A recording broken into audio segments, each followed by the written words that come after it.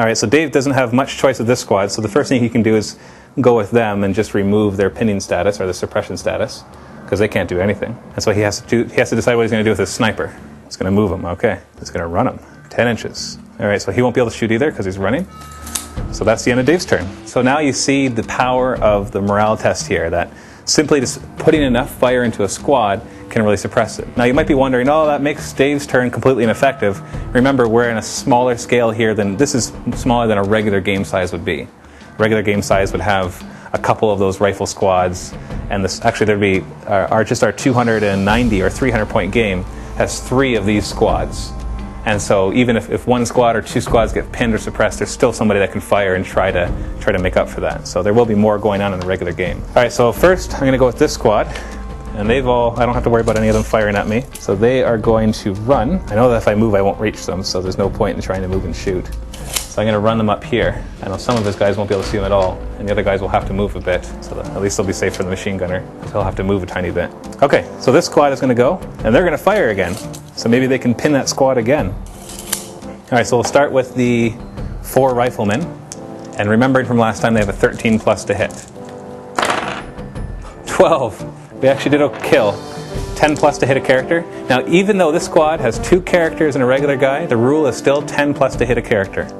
I realize that mathematically we should be doing a thirds of each bit, but to keep the rules simpler, it's always 10 plus to hit a character if there are at least 3 models in the squad. On the rare occasion that all 3 models are characters, then you could divide it up evenly. So 6 hits a regular guy, so that kills the last member of the normal member of the squad. These 2 guys still form a squad together, and it's a good idea to keep them together because then the leader won't necessarily get singled out. So the machine gunner is going to fire into them as well. He's got a 6 plus, plus 3, plus 2, so an 11 plus. We've got 2 more hits again. No wounds though, so that's 3 morale tests so far. And then 1 shot from him at a 10 plus, nothing. So Dave's got to make 3 morale tests. Now if he's lucky, he'll make at least 2 of them. He made all of them. So his guys are free to do as they see fit. And that's the end of my turn. So he's moving his guys a bit more into cover, and he's going to try to maybe pin this squad or suppress them, hopefully. All right, so we definitely know they're in range. So the laser rifle is 6 plus, negates their armor because they only have 1, so it's just a plus 3 for their cover, so 9 plus. 8, so that's a hit, that's all you need. And then the 3 shots from the machine gunner, he'll be a 10 plus. It'll be 6 plus 3 plus 1. No, that's a 9. That's a 9? So we got 2 hits, so no wounds happen to this group, but since there's enough fire going into them, there's a chance that they will get suppressed. So go ahead. Oh no, it's me that has to make my... So it's a 5 plus morale.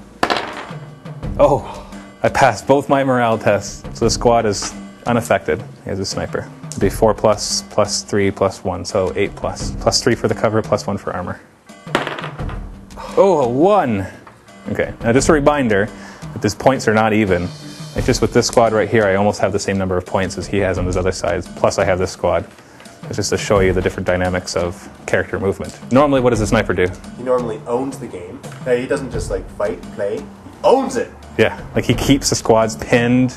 He goes on Overwatch half the time, but since this is a smaller scale game, there's less for him to shoot at. So we have to keep in mind that this is not a normal representation of the game. We're just trying to show you mechanics here. All right, so it's my turn. I think what we're going to do at this point is I'm going to bring the guys down because I want to show you a bit of how close combat works. And they could charge up the wall. If they want to climb without stairs, it counts as difficult terrain. So basically every inch they go up counts as 2 inches. So if they want to charge this group, they would need to be able to go 10 inches. Now when you charge, you go your movement distance plus a certain amount. In the case of somebody going 5 inches normally, they move an extra d6. So they would move 5 plus 4. So in this case, they actually wouldn't make it. They would make it just below these guys, so we could just remember that they're right below them.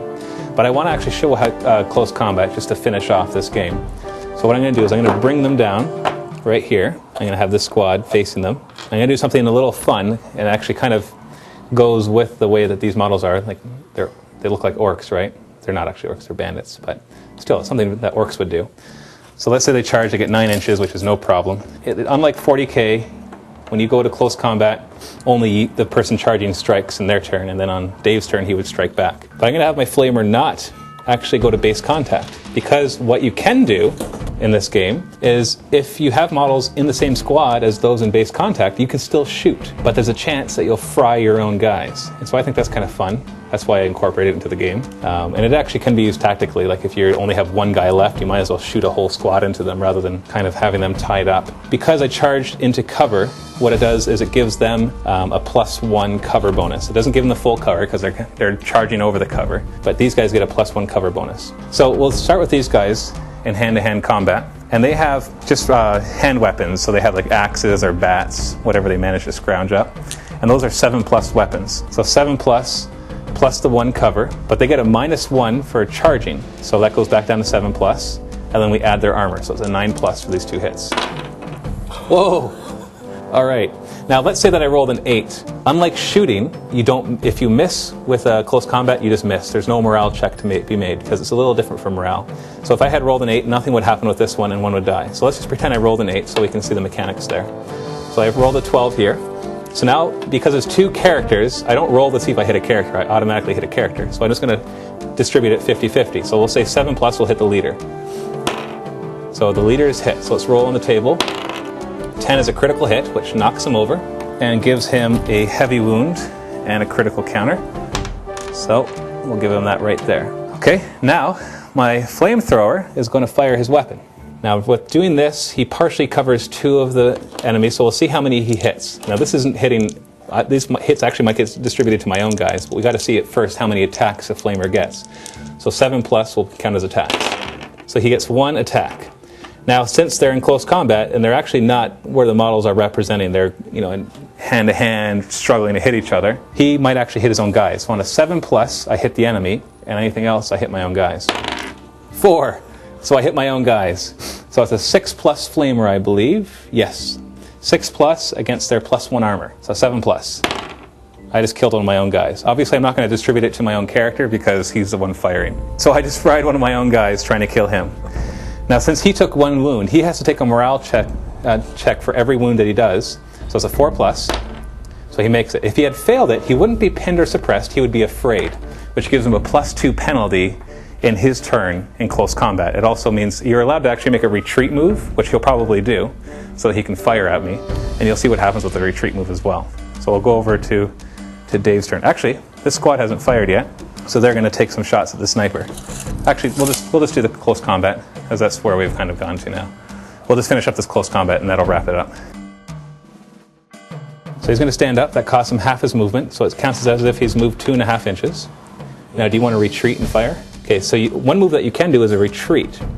And basically allows you to move back a normal move, so not a run. Now, when you retreat, every model in base contact gets a free hit. So he gets a free hit. Now, this cover no longer counts. It's only for the first turn. And he no longer has a charge bonus. So it's 7+ plus their 2 armor.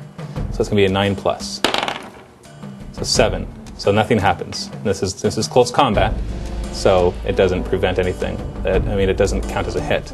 If he had managed to wound them, they'd have to make a morale check. And if they failed their morale check, they would be scared, which means after they retreated, they would not be able to fire. So you can actually really wreak havoc when people try to retreat. So now he's going to fire in. So we'll start with the leader. So he has a 6+ laser rifle. He has a flesh wound, which is +1, so it's 7+. He ignores their armor, and these guys now have a +3 cover. So it'll be a 10+. So go ahead and roll that again. Oh, so the machine gunner will have 6+, +3, +1. Actually, any moves, it'll be another +2. So it'll be a total of 6 + 3 is 9, +1 is 10, +2 for moving is 12. So nothing happened.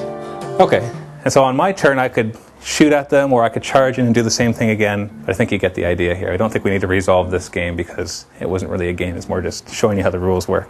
So that's the basic idea behind it. There are some other things, and vehicles will come into account later on. We've already worked out some of the rules for them, but they need to be play tested before we put them into any official rules. But if you want to play test this game, go to miniwargaming.com/ you can either go to the forum, so miniwargaming.com/forum, and there's a section on it. If you want to sign up for the Primal Horizon mailing list, in other words, you'll get emails whenever we update the game or put out new versions or anything else like that, then go to miniwargaming.com/primal. That's PRIMAL. I'm sure there'll be links in the video description and everything else that you can click on. And we invite everybody to play test if you like. If you want to wait till a later version to play test, that's fine. And if you want to ask all your questions about rules, you can give us your feedback, or just ask questions about the game, do that all in the forums. Don't email us, do it in the forums so that it's open to everybody else as well. Again, this is Matthew. Hopefully you enjoyed this game, and we have a blast designing it, and it's a lot of fun to play, especially with even armies here. Dave kind of had a disadvantage of being far outnumbered more than he should have been, but it still shows the mechanics of the game. So have fun and happy wargaming.